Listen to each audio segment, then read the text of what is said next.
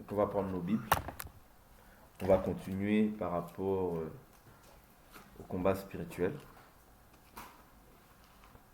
Hier, nous avions essayé d'étudier un peu l'écriture de Nombre. Mais on n'avait pas fini, donc on va essayer de prendre encore l'écriture de Nombre. Nombre.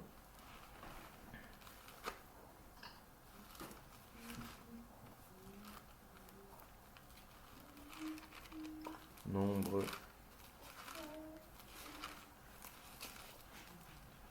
Nous avions dit que nous avions parlé hier en disant que la chair, c'est l'opposant de l'esprit. Ok? C'est l'opposant de l'esprit, de la même manière que le diable s'oppose à Dieu. Dieu est esprit. Ok? Donc l'esprit, c'est aussi la parole. Ok? Parce que Dieu nous donne sa parole, mais la première chose qui va s'opposer à la parole, c'est ta chair. Voilà pourquoi si tu attends un jour que ta chair puisse prier Dieu, tu vas attendre longtemps. Si tu attends que ta chair puisse s'affectionner ou s'attacher aux choses d'en haut, tu vas attendre longtemps parce que la chair ne te dira jamais va prier, va faire ci, va faire ça. Non. La chair, au contraire, va te dire repose-toi, tu es fatigué, tu n'as pas assez dormi, tu as besoin encore de sommeil. D'ailleurs, tu dors 9 heures. Pourquoi maintenant tu veux dormir que 4 heures? Ça, c'est la chair. Vous voyez, la chair ne te poussera jamais à te sacrifier. Vous voyez, voilà pourquoi Paul dit « Je traite durement ma chair ». Parce que le combat, il se joue dans la chair. Bien sûr, nous avions dit aussi qu'il y a les principautés, les autorités, les esprits du mal, les dominateurs des ténèbres. Ça, c'est en plus. Okay? Ça, c'est vraiment dans le spirituel. Mais physiquement, comme ça, dans le charnel, ton premier combat, même si on t'enferme dans une cave et que tu es tout seul, tu penses que tu ne vas pas pécher, mais tu vas finir par pécher. Pourquoi? Parce que tes pensées déjà seront souillées. Même si on t'enferme tout seul dans une cave, ouais, tu te dis non, bon, je reste ici comme ça, je ne vais plus pécher. Tu vas quand même pécher. Pourquoi?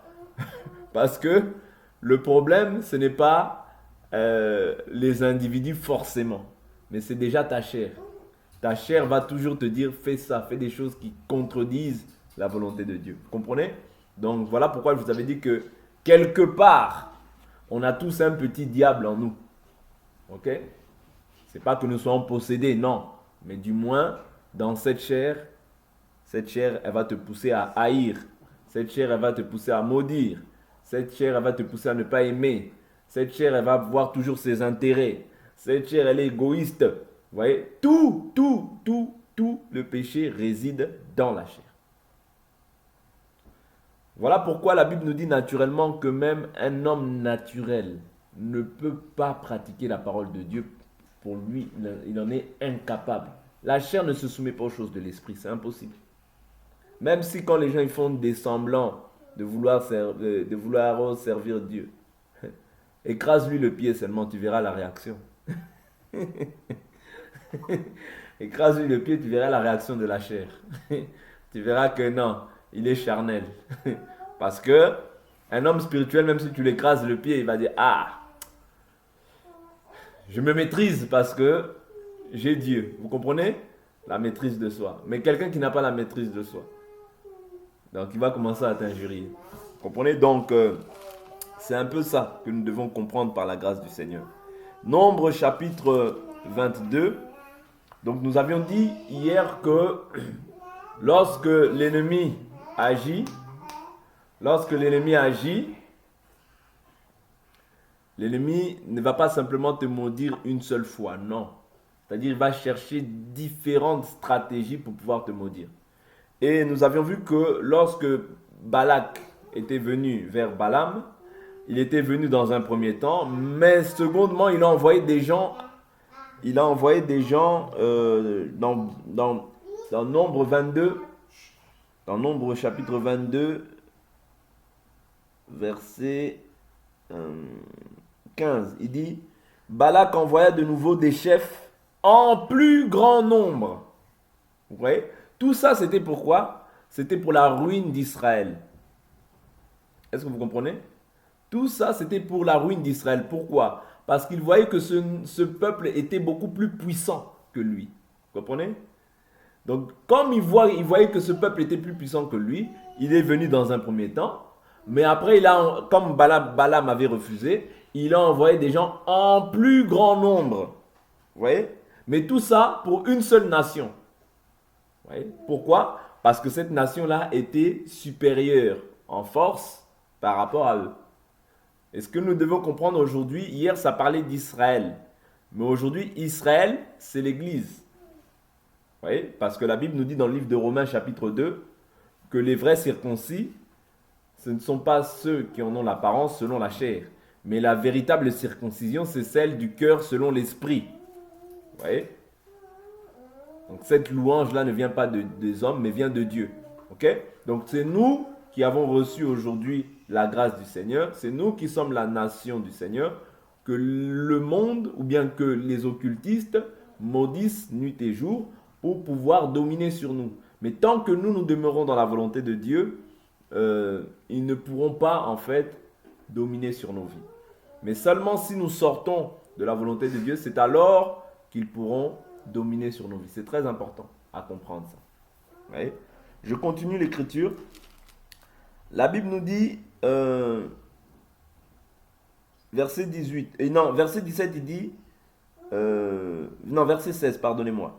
Ils arrivèrent auprès de Balaam et lui dirent, ainsi parle Balak, fils de Tsippor, que l'on ne t'empêche donc pas de venir vers moi, car je te rendrai beaucoup d'honneur, et je ferai tout ce que tu me diras. Viens, je te prie, voue-moi ce peuple à la malédiction. C'est-à-dire, il dit, viens, je te donnerai tout ce que tu veux, mais seulement mon désir, c'est quoi? Que ce peuple-là soit maudit. Pourquoi? Parce que quand il est maudit, tu as la domination sur lui. Vous comprenez? Quand Israël est maudit, ça veut dire Dieu s'écarte et maintenant, naturellement, l'adversaire prend l'autorité. C'est un principe, hein? C'est un principe spirituel. C'est-à-dire quand tu es maudit, c'est quand tu t'éloignes du Seigneur, quand tu pêches. C'est-à-dire, voilà, directement maintenant, tu cèdes l'autorité à l'adversaire. Voilà pourquoi nous avions même vu hier, lorsque Adam a péché dans le jardin, directement il a cédé l'autorité au diable. Voilà pourquoi maintenant toute chair est soumise au diable. Vous comprenez? Donc, c'est toujours ce même principe avec lequel agit l'adversaire. Ok? Il n'y aura pas d'autre des principes. Ok. Je saute. Je vais prendre encore un autre passage. Je saute. Je vais au chapitre 23. Verset 1. Balaam dit à Balak, bâtis-moi ici 7 autels et prépare-moi ici 7 taureaux et 7 béliers. Balak fit ce que Balaam avait dit. Balak et Balaam offrirent un taureau et un veau sur chaque autel. Balaam dit à Balak, tiens-toi debout près de ton holocauste et je m'éloignerai, peut-être que l'Éternel viendra à ma rencontre et je t'annoncerai la parole qui me révélera sur un sommet. Dieu vint au-devant de Balaam qui lui dit, j'ai dressé 7 autels et j'ai offert un taureau et un bélier sur chaque autel. L'Éternel mit une parole dans la bouche de Balaam et dit, retourne vers Balak et tu parleras ainsi. Vous voyez? Bon, il dit Balaam retourna vers Balak qui se tenait debout près de son holocauste, lui et tous les chefs de Moab. Ici, moi je prends simplement les petits aspects. Ici, on voit qu'il y avait tous les chefs qui étaient réunis pour une seule nation. Vous voyez? Une seule nation, Israël. C'est-à-dire le but du monde dans lequel nous sommes, c'est que toi et moi qui avons cru en la parole, que nous soyons maudits. Parce que quand tu es maudit, directement l'adversaire, il te domine. Vous voyez? Souvenez-vous, l'écriture quand nous avions lu dans le livre de Deutéronome chapitre 28, on a lu les bénédictions, mais on a lu aussi les malédictions. C'est-à-dire que quand tu n'obéiras pas à la loi de l'Éternel, c'est-à-dire tes adversaires te poursuivront. Vous voyez? C'est-à-dire ils auront la domination sur toi. Tu seras maudit à ton départ, tu seras maudit à ton arrivée. Vous voyez? Tout ça, c'était lié aux malédictions. Mais quand tu gardes la loi de l'Éternel, tu seras maintenant, Dieu sera l'adversaire de tes adversaires. Vous voyez? C'est-à-dire ceux qui s'opposent à toi, Dieu va s'opposer à eux. Vous Vous comprenez? Donc Dieu sera l'adversaire de tes adversaires. Tu seras la tête et non la queue. Tu seras béni à ton départ, béni à ton arrivée. Ils viendront par un seul chemin, ils s'enfuiront par sept chemins. Ça, c'est quand tu demeures dans la présence de Dieu. Vous comprenez? Donc, dès lors où maintenant tu n'es plus dans la présence de Dieu, directement l'adversaire, il peut t'asservir à sa volonté. Mais maintenant, j'aimerais prendre le chapitre 23, le verset 19.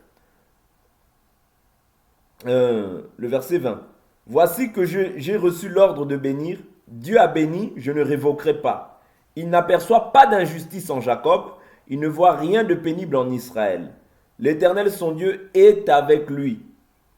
Il fait entendre une clameur royale. Dieu les a fait sortir d'Égypte. Il est pour eux comme la vigueur du buffle. L'occultisme ne peut rien contre Jacob, ni la divination contre Israël. Au temps marqué, il sera dit à Jacob et à Israël, quelle est l'action de ton Dieu? Vous voyez? Donc, pour que Dieu soit ton partage, il faut d'abord que tu sortes d'Égypte. Tu ne peux pas servir Dieu en Égypte. Non, ce n'est pas possible. Pour que Dieu soit ton Dieu, il faut d'abord que tu sortes d'Égypte. Israël avait été baptisé en Moïse. Vous voyez? Donc, ils sont sortis d'Égypte. Quand ils sont sortis d'Égypte, c'est là qu'ils ont commencé à adorer. Voilà pourquoi on ne peut pas adorer en Égypte. Non, c'est une fausse adoration. Israël, quand ils étaient en Égypte, ils n'ont pas adoré. C'est quand ils sont sortis d'Égypte qu'ils ont commencé à adorer Dieu. Vous comprenez? Parce que l'adversaire maintenant était englouti dans les eaux. Vous voyez? Qui a été englouti? Pharaon et son armée. Or, le Pharaon qui régnait dans ta vie, autrefois, c'était le diable. Voilà pourquoi tu ne peux pas servir Dieu étant en Égypte. Dieu avait dit à Moïse, dis à Pharaon de libérer mon peuple afin qu'il m'offre un culte dans le désert. On n'offre pas un culte en Égypte, non. Pourquoi? Si tu offres un culte en Égypte, Moïse a dit quoi? Ils me lapideront, les Égyptiens nous lapideront. Vous voyez? Parce que les Égyptiens, ils ont en horreur le culte des Hébreux. Vous comprenez? Les Égyptiens, ils ont en horreur. Quand on commence simplement à lancer des clameurs, les Égyptiens, ils sont mal à l'aise. Les Égyptiens sont mal à l'aise. Pourquoi? Parce que ce n'est pas leur style de vie. Ce n'est pas leur manière de faire. Or, les Égyptiens ici, c'est les gens de ce monde. Les gens qui marchent selon la chair ne supportent pas ceux qui marchent selon l'esprit. C'est-à-dire, quand ils les voient, ils sont irrités au-dedans d'eux. Ils sont irrités. Vous voyez? Pourquoi? Parce qu'il se dit, regarde-moi cet Hébreu. Voilà pourquoi la Bible nous dit, les Égyptiens ont en horreur de manger à la table des Hébreux. Nous, notre nourriture, c'est la parole. C'est l'adoration à Dieu. Mais eux, leur nourriture, c'est quoi? C'est Kofi Olomide. C'est toutes ces choses-là qui n'édifient que la chair, mais qui n'édifient en rien l'esprit. Est-ce que vous comprenez? Nous devons rechercher. La Bible nous dit, tout est permis, mais tout n'est pas utile. Un enfant de Dieu doit rechercher ce qui est utile pour sa foi. Pourquoi? Parce que quand plus tu recherches ce qui est utile à ta foi, moins tu laisses l'avantage au diable.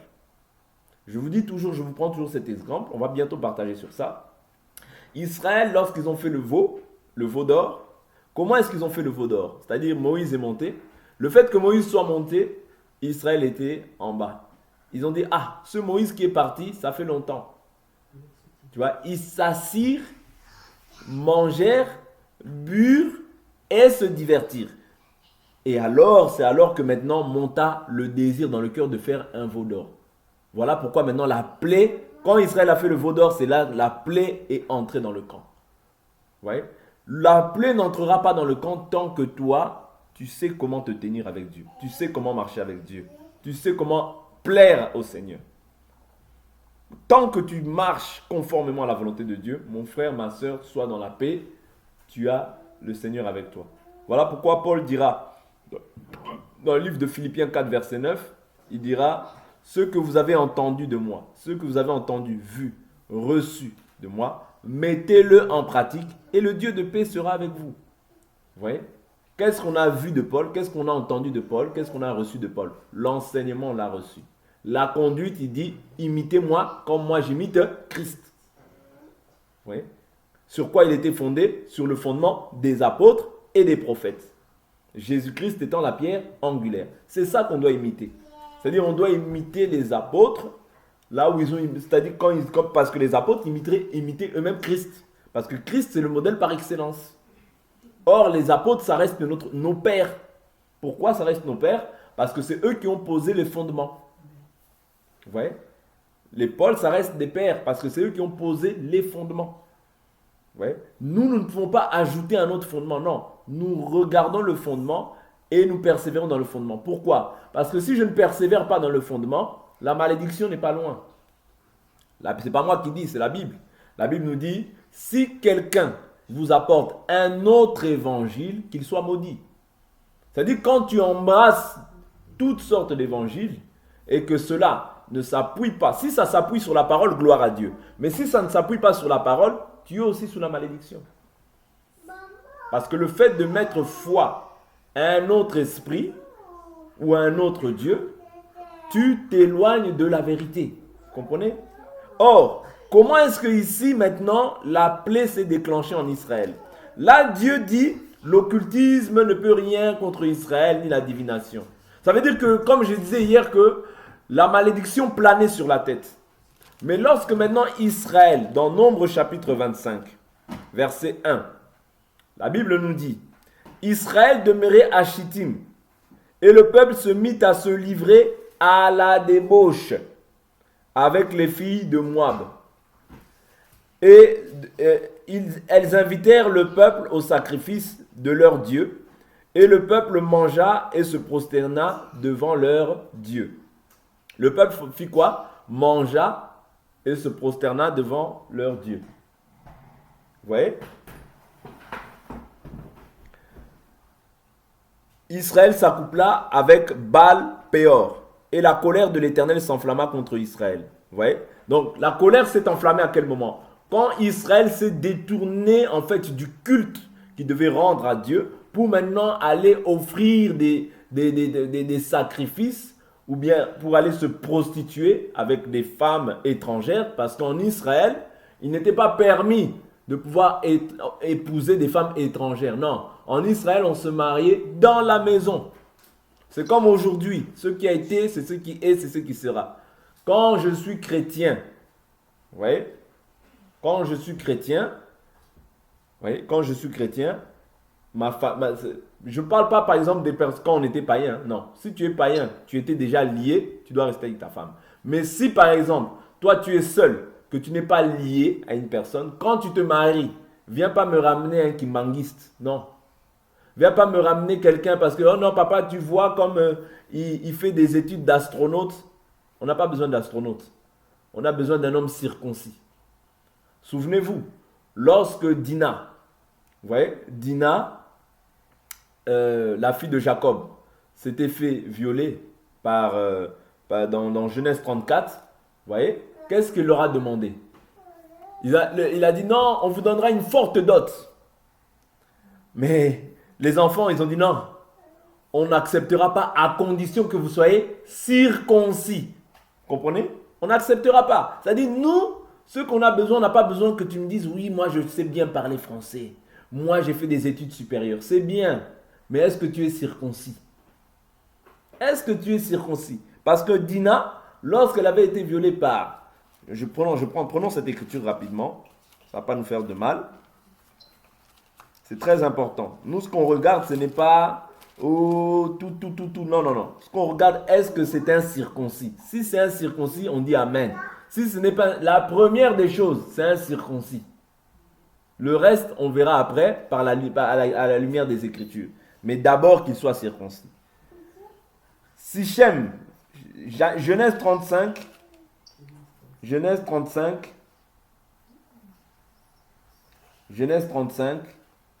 Je prends le verset 11. Je prends le verset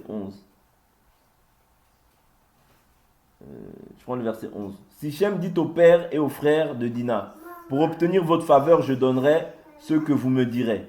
Exigez de moi une forte dot et beaucoup de cadeaux, et je donnerai ce que vous me direz. Mais donnez-moi la jeune fille pour femme.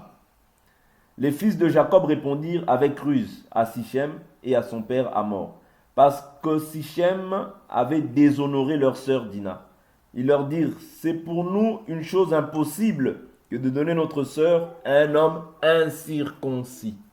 Vous comprenez? C'est pour nous une chose impossible de donner notre sœur à un homme incirconcis. Ma fille, c'est ma sœur dans le Seigneur. C'est ma sœur dans le Seigneur. Je ne peux pas la donner à un incirconcis. Non. C'est-à-dire la personne doit être d'abord circoncis. Or, la circoncision, c'est celle de l'esprit. Oh, c'est un évangélique pentecôtiste. Il n'est pas circoncis. Vous comprenez? Donc, c'est ça. Ce que nous devons comprendre, c'est que qu'est-ce qui s'est passé dans Nombre chapitre 25?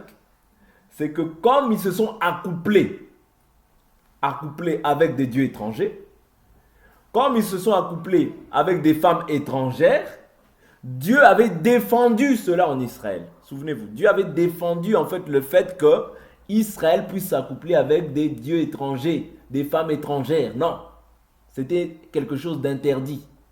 Et c'est ça qui a déclenché en fait la plaie. Même au temps de Esdras. Esdras avait révoqué, c'est-à-dire Esdras avait fait en sorte que toutes les personnes qui avaient épousé des femmes étrangères soient chassées. On a chassé toutes les femmes étrangères. On les a chassées. Bon, aujourd'hui, ce n'est pas possible. Mais au temps d'Esdras, Esdras a chassé toutes les femmes. Toutes les femmes étrangères, il les a chassées. Pourquoi? Parce que pour ne pas détruire la nation sainte, pour ne pas détruire l'héritage. Pour ne pas détruire l'héritage. Oh non, comme il est beau, comme il est ceci, cela, tu vas prendre. Non, non, non, non, tu vas détruire l'héritage. Et cette personne-là va te pousser à pécher contre Dieu. Et quand tu vas pécher contre Dieu, la colère de Dieu va s'abattre sur toi. Voilà pourquoi quand on dit prends un circoncis, c'est pour ton bien à toi. C'est pour ton bien à toi. C'est pour que la colère de Dieu ne s'abatte pas sur toi. Après, tu auras des problèmes spirituels. Tu vas venir crier ici. Je ne comprends pas. Pourquoi moi ceci? Pourquoi? Oui, le païen n'a pas de règles. Voilà pourquoi la Bible dit l'homme animal. Le païen n'a pas de règles. C'est un animal. Il vit à l'instinct. Comme les animaux. Mais toi, tu vis par l'esprit. Toi, tu es conduit par l'esprit. C'est différent. Mais lui, il vit à l'instinct. Vous comprenez? Donc, ici, c'est pour ça que Dieu avait défendu ces choses-là. Parce que quand la plaie est entrée, c'est par rapport aux femmes étrangères. Mais comment est-ce que cette chose-là s'est faite? C'est parce que déjà, il y avait une malédiction qui avait été prononcée. Je prends le livre d'Apocalypse. Apocalypse, vous allez voir que c'est à cause de la malédiction qui avait été prononcée. Vous voyez? Apocalypse, chapitre 2, verset 14. Mais j'ai contre toi certains griefs. Tu as là des gens qui maintiennent la doctrine de Balaam. Il enseignait à Balak à faire en sorte que les fils d'Israël trouvent une occasion de chute en mangeant des viandes sacrifiées aux idoles et en se livrant à la débauche. Vous comprenez? C'est-à-dire, il y a des gens qui maintiennent aujourd'hui la doctrine de Balaam. Vous voyez? Bon, ça, ce n'est pas notre sujet. Mais en réalité, qu'est-ce qui a fait qu'Israël puisse se livrer à la débauche? C'est à cause de la malédiction qui avait été prononcée. Et c'est à cause du manque aussi c'est-à-dire du manque, le manque de fait de pouvoir garder la parole jalousement. Vous voyez? C'est-à-dire quand on s'assoit pour se divertir, pour toutes ces choses-là, vont pousser en fait notre cœur à s'attacher à autre chose qu'à Dieu. Voilà pourquoi je vous disais hier ou avant-hier que l'endroit ou bien dans les lieux célestes, il y a des combats. Dans le monde des ténèbres, il y a des combats. Pour que tu sois distrait, pour que tu sois diverti. Toi, tu ne vas pas comprendre, tu peux rester 5 heures à regarder des choses qui n'édifient en rien ta foi. Mais tu es resté 5 heures. Mais ces 5 heures-là, tu peux les passer peut-être à prier, à lire, à faire quelque chose qui va édifier ta foi. Ouais. Mais je vous dis toutes ces choses-là afin que vous soyez avertis. Voilà pourquoi on parle des principautés, des autorités, des esprits du mal dans les lieux célestes, des dominateurs des ténèbres d'ici-bas. Regardez vous-même. Quand il s'agit de la distraction, tu as tout ton temps. Mais quand il s'agit de Dieu, c'est difficile même à accorder un peu de temps à Dieu. Oui. Mais la distraction, tu peux rester même des heures et des heures dans des choses qui ne vont rien t'apporter. Mais tu peux rester des heures et des heures. Pourquoi? C'est la chair. Voilà pourquoi le premier combat, c'est de détruire ta chair, les désirs de la chair. Voilà pourquoi Jésus a dit, quand tu seras vieux, tu iras là où tu ne voudras pas. tu iras là où tu ne voudras pas. La chair, elle ne veut pas aller là où Dieu veut. La chair, il faut la brutaliser. Jésus a dit à Pierre, tu iras là où tu ne voudras pas. C'est-à-dire le Saint-Esprit t'emmène dans des endroits où la chair ne veut pas, où toi-même tu ne veux pas. Vous comprenez? Le rôle du Saint-Esprit, c'est de détruire, c'est de s'opposer à tout ce qui est la chair. Pourquoi? Parce que c'est la chair qui ramène la mort dans la vie d'une personne. C'est la chair qui ramène la mort dans le camp. Pas autre chose. Nombre chapitre 25, verset 5. Moïse dit aux juges d'Israël que chacun de vous tue ceux de ces gens qui se sont accouplés à Baal-Péor. Et voici qu'un homme des Israélites vint et amena vers ses frères une Madianite sous les yeux de Moïse et sous les yeux de toute la communauté des Israélites. Tandis qu'il pleurait à l'entrée de la tente de la rencontre, à cette vue, Phinehas, fils d'Éléazar, fils du sacrificateur, Aaron se leva du milieu de la communauté et prit une lance de sa main. Il suivit l'homme d'Israël de l'intérieur. Je saute, je prends le verset 9. Il y eut 24 000 qui moururent de la plaie. Pourquoi? Pourquoi il y a eu 24 000 morts? Parce que, en fait, les gens se sont conformés. Les gens se sont livrés aux passions. Les gens se sont livrés au désir de la chair. Voilà pourquoi ton premier ennemi, c'est ta chair. Et il faut comprendre qu'au dehors de la chair, il y a aussi des combats. Avant que tu manifestes une parole, avant que tu dises quelque chose, il faut savoir que bien sûr, ton cerveau peut t'ordonner de faire la chose, mais toi maintenant, tu dois discerner ce qui sort de ta bouche. Parce que la Bible, nous avons vu hier dans Jacques chapitre 3, de la même bouche ne peut pas sortir l'eau douce et l'eau amère.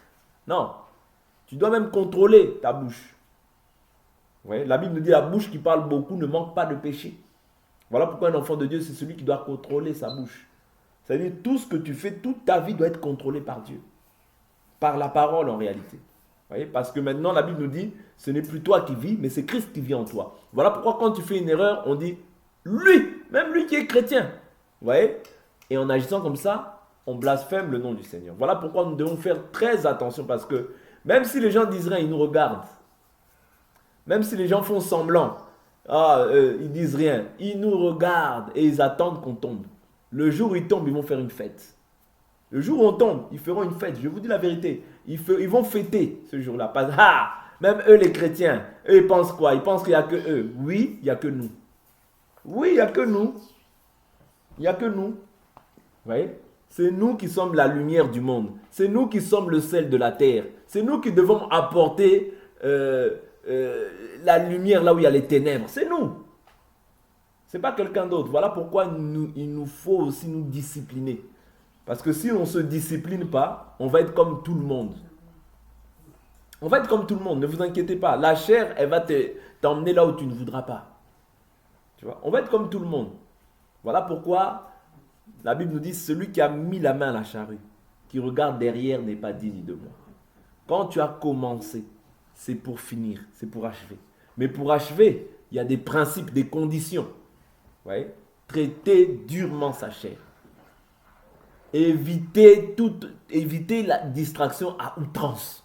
Je n'ai pas dit que distraire c'est mauvais. Mais quand tu te distrais trop, c'est là qu'on avait vu Israël aussi s'asseoir, manger, boire, se divertir. Et maintenant, le désir de faire un veau d'or montèrent dans leur cœur. Vous voyez? Parce que la Bible nous dit que ce n'est pas ceux qui entrent dans la bouche, mais c'est ceux qui sortent de la bouche qui souillent l'homme. C'est-à-dire le fait qu'ils aient dit simplement, fais-nous un veau d'or, c'est fini. En fait, cela représentait simplement ce qu'il y avait dans leur cœur. Parce que c'est de l'abondance du cœur que la bouche parle. C'est-à-dire quand même quelqu'un t'insulte, toi tu dis, oh, mais on était bien avant, mais pourquoi aujourd'hui seulement? Non. Toi tu crois que c'est maintenant. Ça veut dire que ce qu'il pensait là, il le pensait déjà dans son cœur. Il avait déjà fait. Ça y est, il y avait déjà cette chose-là dans son cœur. Oh, mais seulement aujourd'hui, il m'a haï. Non, il te haïssait déjà depuis longtemps. Vous voyez? Mais c'est simplement que la chose, elle a tellement abondé,